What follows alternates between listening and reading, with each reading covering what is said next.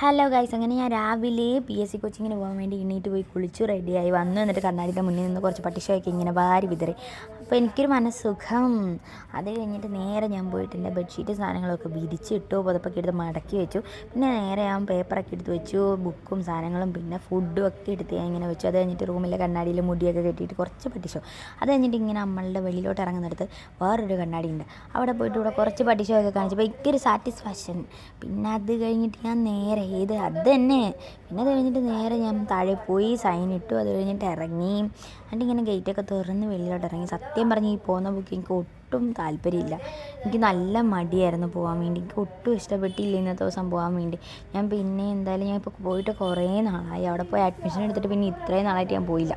അങ്ങനെ ഞാൻ പിന്നെ ഇന്ന് പോകാമെന്ന് വെച്ചുകൊണ്ട് ചെന്ന് നേരെ ഞാൻ ബോട്ടിയെട്ടി കയറിയപ്പോൾ ബോട്ടിയെട്ടിയിൽ ഒറ്റ മനുഷ്യരില്ല. ടിക്കറ്റ് എടുക്കുന്ന കൗണ്ടറൊക്കെ അടച്ചിട്ടേക്കും. പിന്നെ കുറേ നേരം ആ ചേട്ടനെ വെയിറ്റ് ചെയ്ത് നിന്ന് ആ ടിക്കറ്റ് എടുക്കുന്ന ചേട്ടൻ വന്നു, ടിക്കറ്റൊക്കെ എടുത്തു. പിന്നെ ബോട്ടിൽ കയറാൻ വേണ്ടി ഇങ്ങനെ പയ്യെ നടന്നു. പിന്നെ ഇങ്ങനെ ബോട്ടിൻ്റെ അടുത്തോട്ട് ചെന്നു. പിന്നെ ഞാനിങ്ങനെ പയ്യെ ബോട്ടിൽ കയറി ഇങ്ങനെ ഇരുന്നു. നല്ല പോസ്റ്റർ എന്ന് വെച്ചാൽ പട്ടി പോസ്റ്ററിൻ്റെ പൊന്നളിയോ ഒന്നും പറയണ്ട. പിന്നെ ഇങ്ങനെ കയ്യിലൊക്കെ കണ്ട് കുറച്ച് ഇങ്ങനെ ആസ്വദിച്ചിങ്ങനെ നമ്മൾ ഇരുന്നു.